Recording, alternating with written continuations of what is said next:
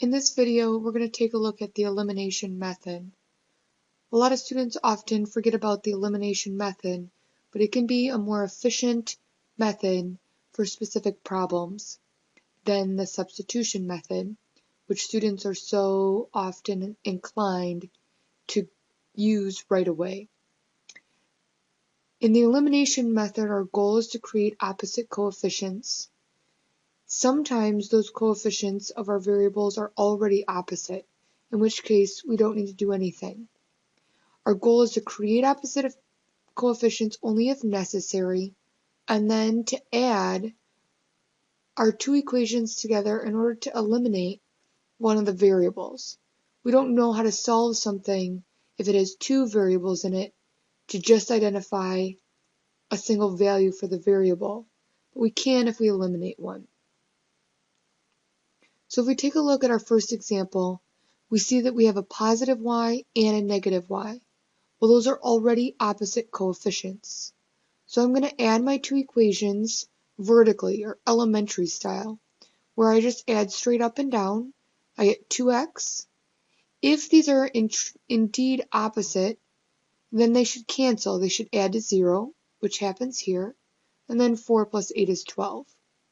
And then I'm going to solve. And again, feel free to go ahead and move ahead of this video, and then pause, fast forward, and rewind if necessary to check your work. So I get x equals 6. Once I get an x value, I'm going to go up back to one of my two equations. I've chosen the first one. And I'm going to replace that x value with the value of its variable, in this case 6. So 6 plus y would have to equal 4. And then I solve, and y is going to end up equaling negative 2.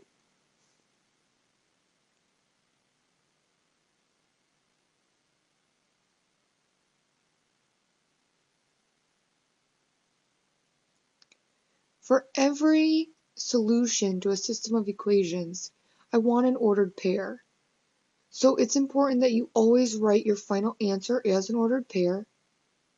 And so in this case, x always comes before y in all cases. In this case, my final solution then would be 6, negative 2. I can always go back and check my work. Okay? If I replace x and y with the 6 and the negative 2, it gives me 4 for my first equation and 8 for my second. Since it works in both, I know that that answer is indeed the solution.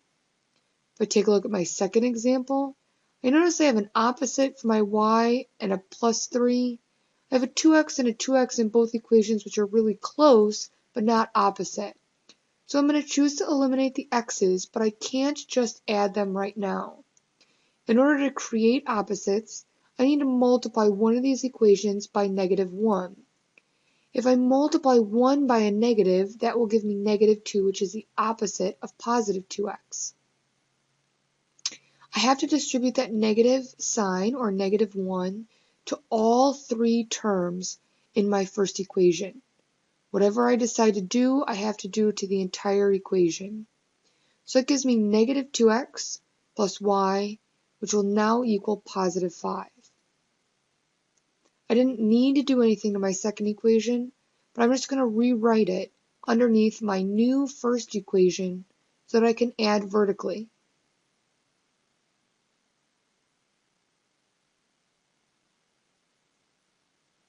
If I've done everything correctly, my negative 2x and 2x should cancel. They do indeed add to 0.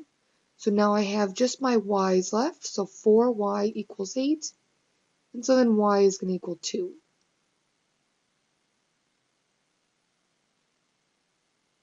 Again, once I get a y variable, I'm going to take that y variable and I'm going to substitute it back into one of my two equations. It does not matter which equation you substitute it into. It does have to go into the y spot. So since I did the first equation on problem 1, I'll do the second equation on problem 2. So it's going to be 2x plus 3 times, instead of writing y, I'm going to write the value for y, which is 2. And then that equals 3 in my problem.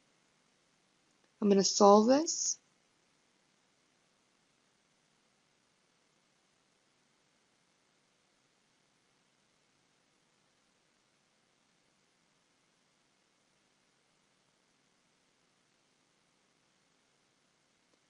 and we see that x equals -3/2. Now some students might be concerned that they've got a fraction or a decimal. Well, again, we can check our work by taking -3/2 and substituting it back into the original problem, along with 2 for the y, and then making certain that I get -5 and 3 in my original two equations. So final answer is indeed -3/2, 2.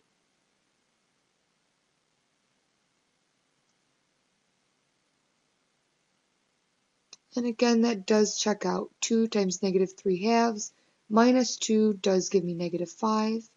And then 2 times -3/2 plus 3 times 2 does give me 3. Since it checks in both equations, I know for a fact that this is my final answer.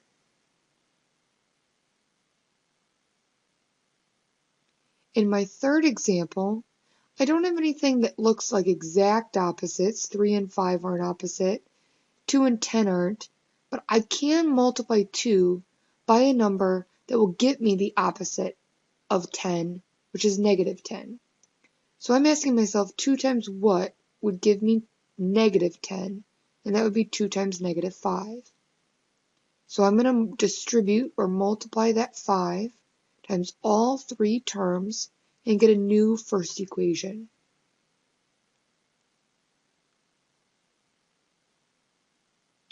Again, feel free to work ahead and then check your answer with mine. I get -10x minus 25y equals 110. I still haven't done anything to that second equation, so I'm just recopying.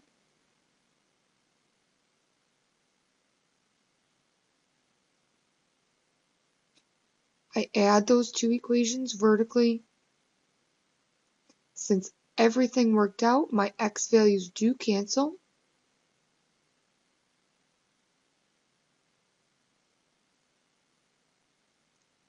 And I end up with a final y value of -6.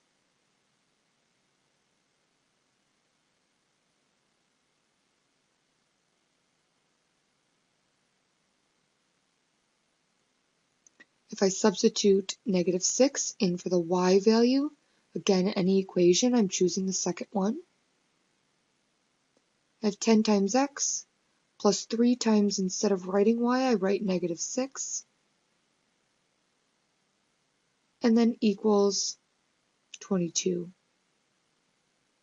And then if I solve this, I get 4.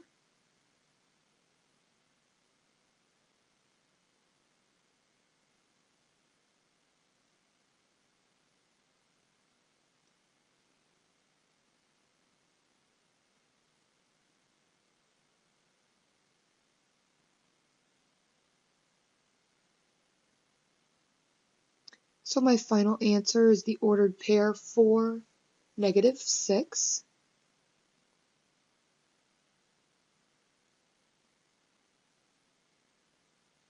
And this again checks out with my first and second equation. I'm checking it in the original equations, not the ones that I've adjusted. Since it works in both, I can guarantee that 4, -6 is my final answer. In my last example, I run into the issue that neither my x values nor my y values can be multiplied in one equation to get the opposite of the other. When that happens, we have to multiply both equations. So we choose the coefficients of the x variables, and in order to get these coefficients to be opposites, I have to multiply them by the same value in the other equation. So 7 times 4 would give me 28, and -4 times 7 would give me -28. So create opposites. Essentially what I'm looking for is the least common multiple, and since 4 and 7 don't have anything in common, the best that I can do is multiply each by the other. So I've distributed 7 across to the first equation, and -4 across to the second equation. And in doing so, you can see the two equations that result. I'll then add them. My x values are going to, or my x terms are going to cancel.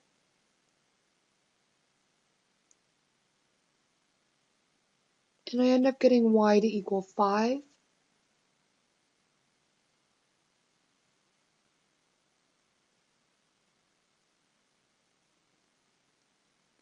Again, I substitute my y value in for either equation. I'll choose the first one this time.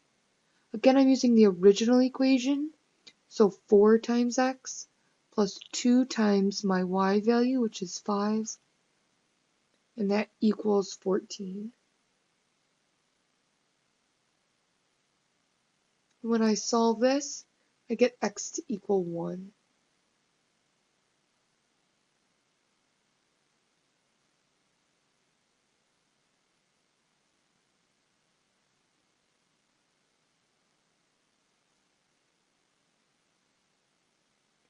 So my final answer is the ordered pair 1, 5.